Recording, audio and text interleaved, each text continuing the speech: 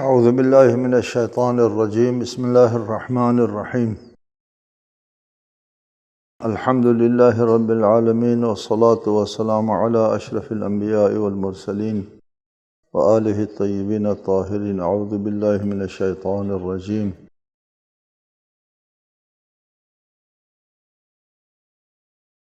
وَإِن كَادُوا لَيُفْتِنُونَكَ عَنِ الَّذِي أَوْحَيْنَا إِلَيْكَ لِتَفْتَرِيَ عَلَيْنَا غَيْرَهُ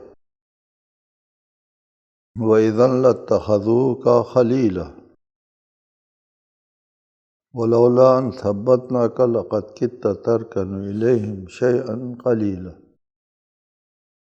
اور اے رسول، یہ لوگ آپ کو اس وحی سے منحرف کرنے کی کوشش کر رہے تھے جو ہم نے آپ کی طرف بھیجی ہے، تاکہ آپ وحی سے ہٹ کر کوئی اور بات گھڑ کر ہماری طرف منسوب کریں۔ اس صورت میں وہ ضرور آپ کو دوست بنا لیتے، اور اگر ہم آپ کو ثابت قدم نہ رکھتے تو بلا شبہ آپ کچھ نہ کچھ ان کی طرف مائل ہو جاتے۔ اس آیت کی شان نزول میں ایک روایت ہے۔ اس روایت کا کہنا یہ ہے، قریش کے جو بڑے لوگ تھے، مراعات یافتہ طبقہ، تمام انبیاء کی دعوت کو مراعات یافتہ طبقے نے قبول نہیں کیا۔ اقتصادی حوالے سے نچلے درجے کے لوگوں نے قبول کیا ہے، ہمیشہ ایسا رہا ہے۔ تو قریش کے بڑے لوگوں نے وہ طبقہ جو مراعات یافتہ ہے، روایت کے مطابق ان لوگوں نے رسالت مآب سے کہا، اگر آپ ہمارے معبودوں کو برا بھلا کہنا چھوڑ دیں اور اپنے پاس یہ جو غریب لوگ بیٹھے ہیں، گن جن سے ہم کو بدبو آتی ہے، ان کو اپنے پاس سے ذرا ہٹا دیں، دور کر دیں، تو ہم آپ کے پاس بیٹھیں گے اور آپ کی باتیں سنیں گے۔ روایت کے مطابق رسول اللہ نے تصور کیا، خیال کیا کہ ایسا کیا جائے تو شاید یہ لوگ میری باتیں سن کر کے اسلام کی طرف آ جائیں۔ اس پر یہ آیت نازل ہوئی۔ مضمون روایت اور مضمون آیت ایک نہیں ہے۔ آیت اور روایت میں تصادم ہے، لہٰذا ہم اس روایت کو قبول نہیں کر سکتے کہ رسول اللہ نے خیال کیا کہ ہاں ایسا کریں تو پھر یہ لوگ اسلام کی طرف آئیں گے۔ کیا خیال کیا؟ ان لوگوں کی پیشکش یہ تھی کہ ہمارے معبودوں کو برا بھلا نہ کہو، یعنی نہ کہنے کا سوچا، برا بھلا نہ کہنے کا سوچا، اور ان مومنین کو اپنے سے دور کرنے کا سوچا۔ روایت کا یہ کہنا ہے، قرآن کا یہ کہنا ہے نہیں سوچا۔ ابھی آپ کو بتاتے ہیں۔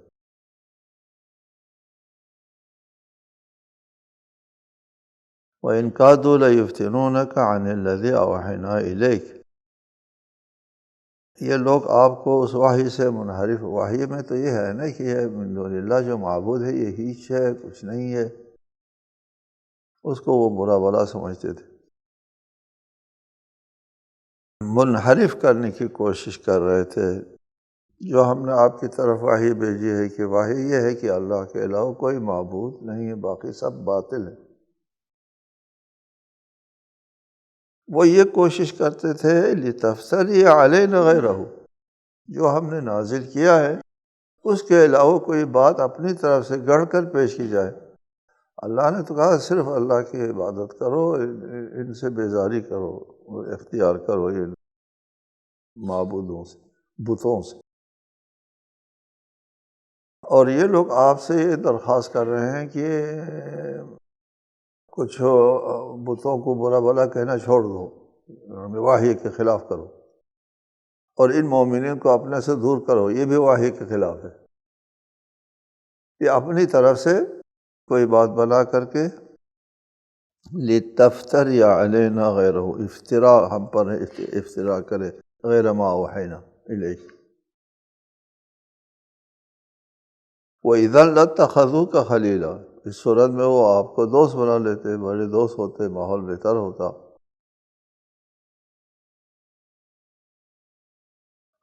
یہ ان لوگوں کی کوشش تھی، لیکن اس کوشش کے بارے میں آپ نے کیا روایت کے مطابق ایسا خیال کیا، جھکاؤ آیا آپ کو ان کی طرف، ان کی اس تجویز کی طرف؟ قرآن کہتا ہے وَلَوْلَا أَن ثَبَّتْنَاكَ لَقَدْ كِدتَّ تَرْكَنُ إِلَيْهِمْ شَيْئًا قَلِيلًا، اور اگر ہم نے آپ کو ثابت قدمی نہ دیا ہوتا، ہم نے آپ کو ثابت قدم اور استقامت نہ دیا ہوتا، تقویت دی ہوتی، ہم نے آپ کو نبوت اور بار رسالت کے اس بوجھ کو اٹھانے کے لیے آپ کو تربیت نہ دی ہوتی، آپ کو قوت نہیں بخشی ہوتی، تو کوئی ضعیف ہوتا، ہماری طرف سے یہ ثابت قدمی جو ہے آپ کو نہ مل رہی ہوتی، تو لَقَدْ كِدتَّ تَرْكَنُ إِلَيْهِمْ شَيْئًا قَلِيلًا، تو آپ ان کی طرف تھوڑا سا جھکاؤ کر لیتے، نہیں کی کیا ہے، روایت کا کہنا ہی کیا ہے، جھکاؤ ہو گیا۔ آیت کہتی ہے کہ جھکاؤ ہو جاتا، ہوا نہیں ہے، اس کا مفہوم یہ ہے نا کہ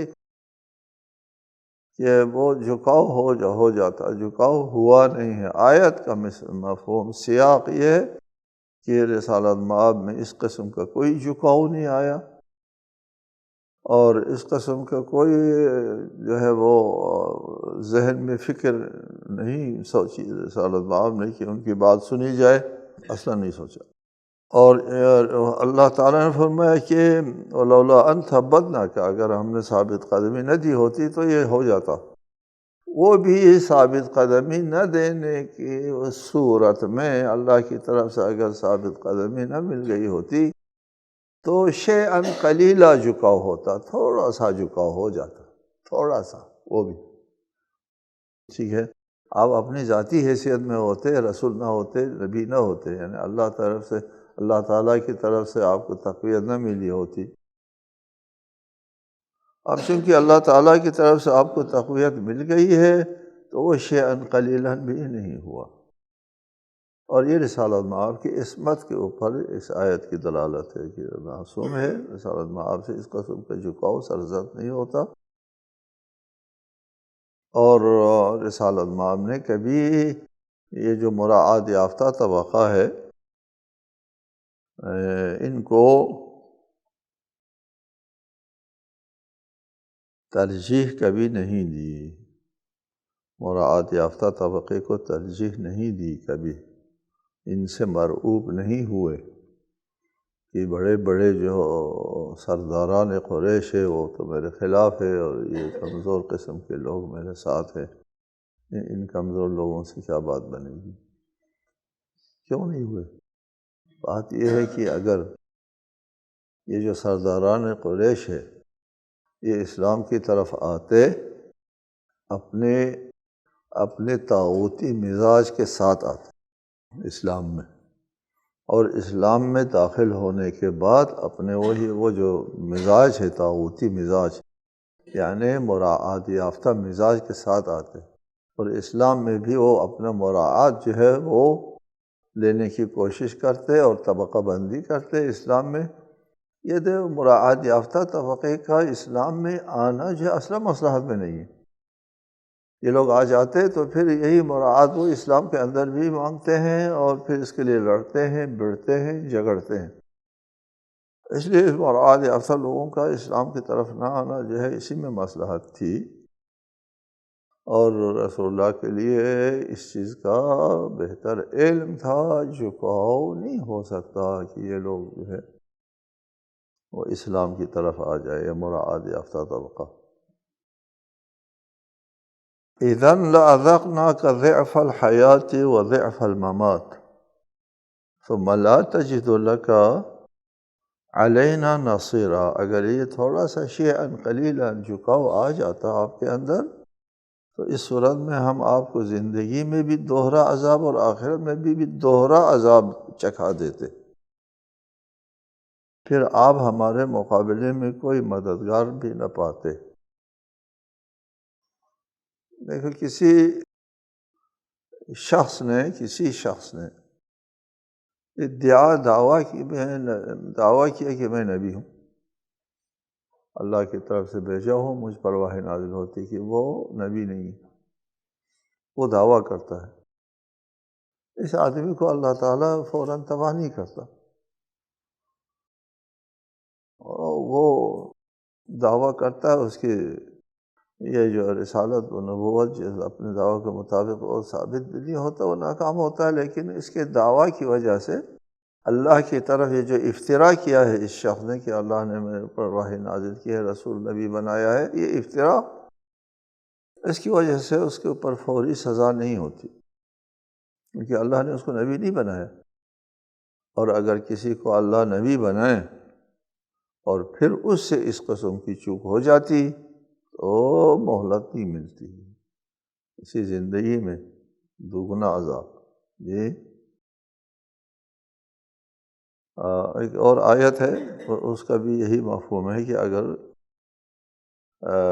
اس قسم کا انحراف کسی نبی میں آ جائے تو اس کے اوپر فوری عذاب نازل ہو جاتا ہے، فوری عذاب نازل ہو جاتا ہے، کیونکہ اللہ نے اس کو نبی بنایا ہے تو وہ نبوت کا حق ادا نہیں کیا، وہ بہت باقی ہے۔ اللہ کی طرف سے نبوت ملنے، حجت پوری ہونے، برہان دینے کے بعد اگر عصیان آتا ہے تو پھر دنیا میں بھی اور آخرت میں بھی دگنا عذاب ملے گا۔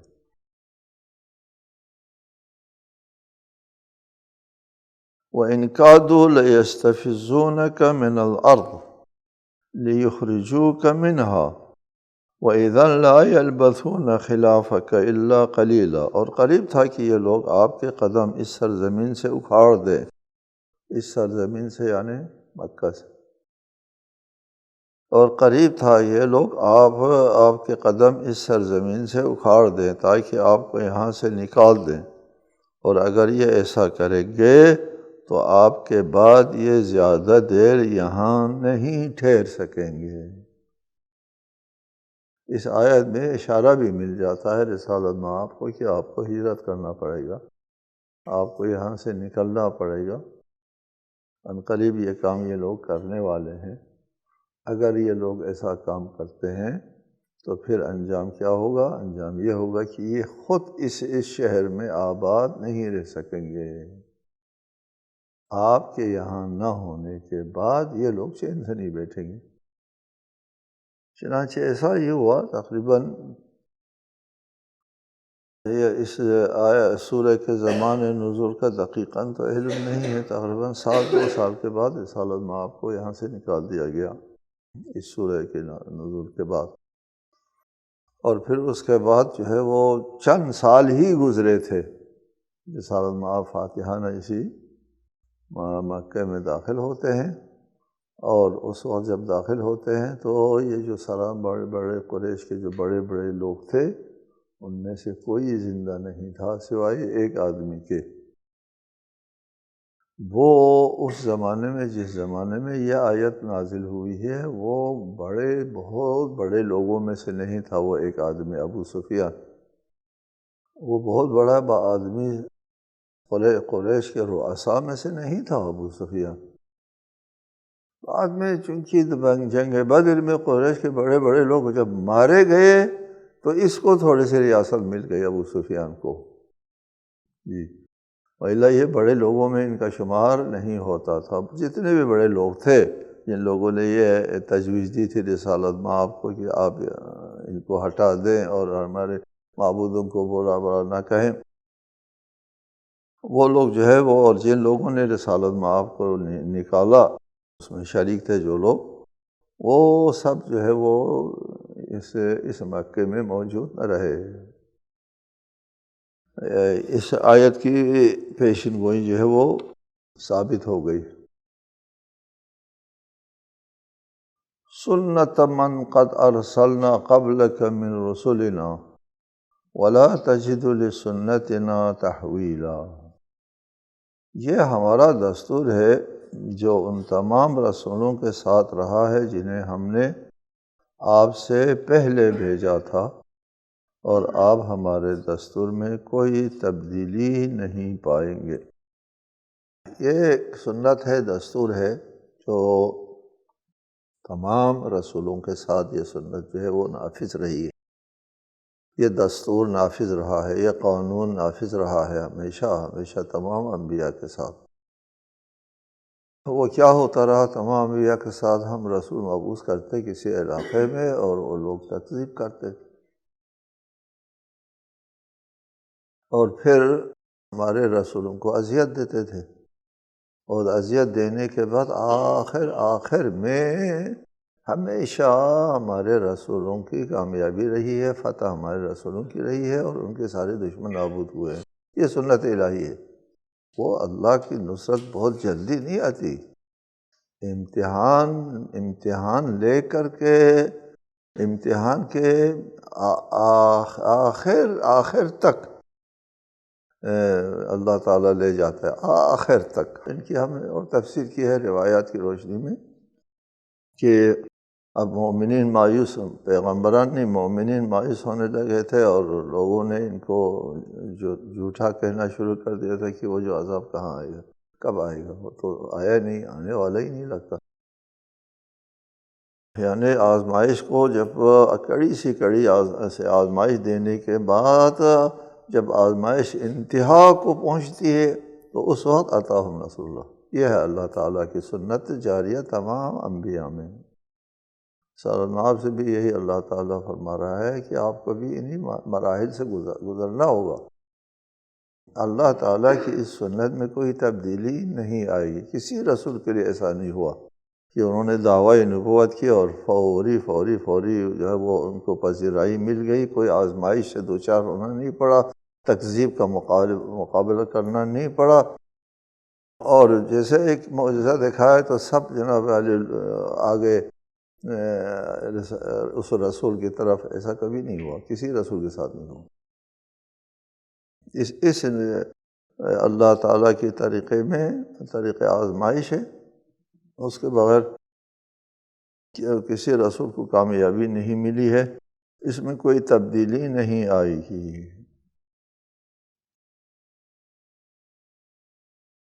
آگے ارشاد فرمایا اقم الصلاة لدلوک الشمس الى غسق اللیل وقرآن الفجر ان قرآن الفجر کان مشہودا۔ زوال آفتاب سے لے کر رات کے اندھیرے تک نماز قائم کرو،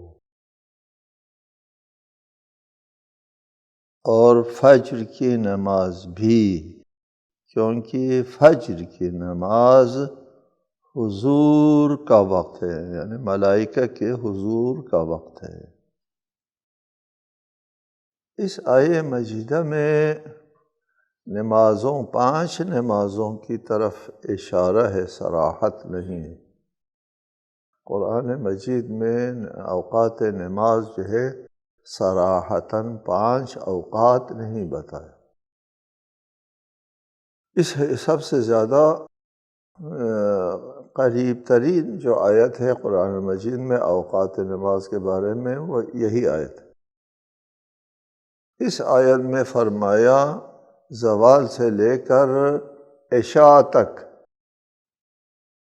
غسق کہتے ہیں، غسق رات کے ابتدائی تاریخی حصے کو، ابتدائی تاریخ حصے کو غسق اللیل کہتے ہیں۔ زوال سے لے کر رات کے اندھیرے چھانے تک نماز قائم کرو، ٹھیک ہے، اور پھر فجر کی نماز بھی قائم کرو۔ فجر کی نماز مشہود ہے، کہتے ہیں فجر کی نماز مشہود ہے کہ اس وقت ملائکہ لیل، ملائکہ نہار جو ہے وہ کیا کر رہے ہوتے ہیں، ان کا وہ تبدیل ہونا ہوتا ہے۔ رات کے فرشتے چلے جاتے ہیں اور دن کے فرشتے نازل ہوتے ہیں۔ فجر کے موقع پر دونوں فرشتے وہاں ہوتے ہیں، رات کے بھی فرشتے اور دن کے بھی فرشتے وہاں پر موجود ہوتے ہیں۔ اس وقت پڑھی جانے والی نماز مشہود ہے، تمام فرشتے دیکھ رہے ہوتے ہیں۔ اس لیے تاکید زیادہ ہے نماز فجر کے بارے میں کہ نماز فجر وقت پر پڑھو، تاکہ ملائکہ لیل ملائکہ نہار سب حاضر ہوں اس وقت، ان سب کے سامنے پڑھو۔ ہم کو فرشتے نظر نہیں آتے اور اس کے اوپر ایمان بھی پختہ نہیں ہوتا، اور اس لیے اس فرشتوں کے شہود اور اس کے سامنے ہم نماز پڑھ رہے ہیں، وہ دیکھ رہے ہیں تو ہم اہمیت نہیں دیتے ہیں۔ کوئی بندہ بیٹھا ہوا ہے تو پھر اہمیت دیتے ہیں، ایک بندہ، چونکہ وہ آپ کے لیے معلوم ہے۔ کہتے ایک آدمی نماز شب پڑھا تھا مسجد میں اکیلا، تاریکی میں ایک سائڈ پہ کوئی کسی چیز کی حرکت کی آواز آئی، جنبش کی آواز آئی، خیال کیا کہ کوئی بندہ بیٹھا ہے۔ اس نے اپنی نماز شب کو ہمیشہ سے بہتر طریقے سے اور بہت عمدہ طریقے سے پڑھا کہ یہ جو بندہ بیٹھا ہے یہ اس کو پتہ چل جائے کہ کیسا خوبصورت نماز شب پڑھتا ہے۔ جب روشنی پھیلی تو وہ ایک کتا بیٹھا ہوا تھا۔ ٹھیک ہے، یہ ہوتا ہے حشر۔ ہم محسوس چیز کے لیے تو وہ ہوتے ہیں، متاثر ہوتے ہیں، فرشتوں کے حضور کو ہم نہیں مانتے، انکار بھی نہیں کرتے، لیکن قلباً یقین کے حد تک جو ہم کو علم نہیں ہوتا، اور اس لیے فجر کی نماز کو وقت پر پڑھنے کو ہم زیادہ اہمیت نہیں دیتے۔ اقم الصلاۃ لدلوک الشمس، دلکا کہتے ہیں زوال کو، سورج کے زوال ہونے سے لے کر رات کے اندھیرے چھانے تک نماز قائم کرو۔ ٹھیک ہے جی، اس میں 4 نمازوں کے اوقات آ گئے۔ 4 نمازیں جو ہے اس اثنا میں پڑھی جاتی ہے نا، دلوک الشمس سے لے کر غسق اللیل تک 4 نمازیں پڑھی جاتی ہے۔ ظہر عصر دلوک الشمس کے موقع پر، اور مغرب و عشاء غسق اللیل کے موقع پر۔ دلوک الشمس، غسق اللیل، قرآن الفجر۔ اس آیت میں 5 نمازوں کی طرف سے کوئی اشارہ نہیں ہے، اور زوال آفتاب سے لے کر رات کے اندھیرے چھانے تک نماز پڑھو۔ کتنی نمازیں پڑھیں؟ نہیں، یہ اس کا کوئی ذکر بھی نہیں، اشارہ بھی نہیں۔ صرف یہ ہے کہ یہ نمازیں اس مدت، اس عرصے میں پڑھنا ہے۔ اقیم الصلاۃ، نماز اقامہ کرنا ہے زوال سے لے کر رات کے اندھیرے چھانے تک، اس عرصے میں نمازیں پڑھنا ہے، اور ایک قرآن الفجر، فجر کی نماز پڑھنا ہے۔ یہ مجمل آ گیا، اجمالاً آ گیا، اس عرصے میں 5 نمازیں پڑھنا ہے۔ نمازیں پڑھنا ہے، 5 ہے، 4 ہے، 10 ہے، اس کا ذکر یہاں نہیں۔ اس آیت کی تشریح احادیث نبوی، سیرت نبوی سے ہو جاتی ہے۔ رسالت میں آپ نماز پڑھا کرتے تھے، زوال کے وقت ظہر کی نماز، اور پھر اس کے بعد ایک وقفے سے عصر کے وقت عصر کی نماز، پھر مغرب کے وقت مغرب کی نماز، پھر وقفے سے عشاء کے بعد عشاء کی نماز۔ 5 وقتوں میں 5 نمازیں پڑھی جاتی تھی، جدا جدا۔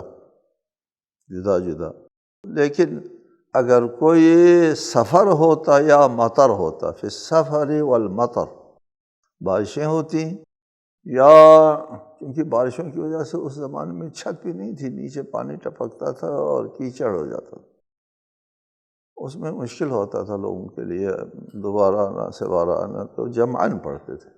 بارشوں کے دنوں میں جمعاً پڑھتے تھے، نماز ظہر اور عصر کو ایک ساتھ پڑھتے تھے، اور مغرب اور عشاء کو بھی ایک ساتھ پڑھتے تھے، اور سفر میں بھی ایک ساتھ پڑھتے تھے۔ رسالت میں آپ سفر، حضر سفر اور مطر میں جمعاً پڑھتے تھے، باقی جدا جدا پڑھتے تھے۔ یہ سیرت سے ثابت ہے۔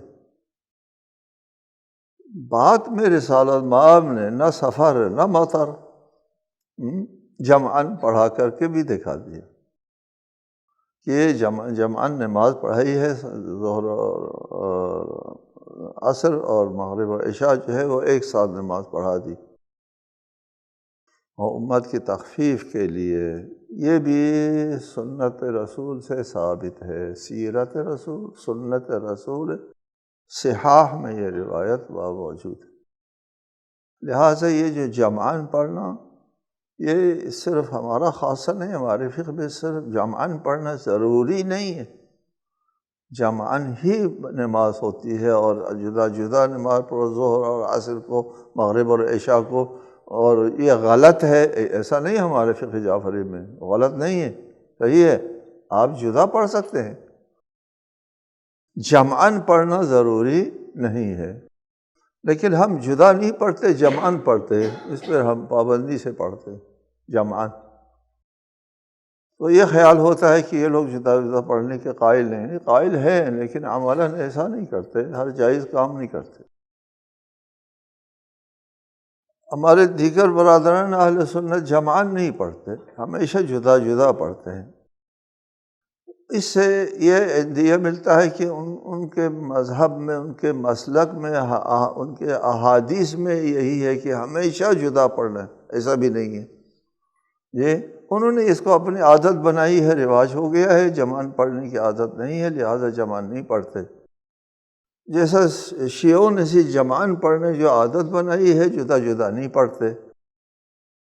حقیقتاً نہ جمعاً پڑھنا ضروری ہے، نہ جدا جدا پڑھنا ضروری ہے، نہ شیعوں کے ہاں ضروری ہے، نہ سنیوں کے ہاں ضروری ہے، دونوں کے ہاں ضروری نہیں ہے، جمعاً پڑھنا بھی ضروری نہیں ہے، جدا جدا پڑھنا بھی ضروری نہیں ہے۔ یہ اپنی جگہ ثابت ہے، بحث زیادہ طویل ہم نہ کریں یہاں پر۔ وقت جو بتایا ہے وہ قرآن مجید میں اور دیگر مختلف آیات میں بھی وقت بتایا ہے، 3 وقت ہی بتایا ہے، ظہر عصر کے لیے، مغرب عشاء کے لیے، اور فجر کے لیے۔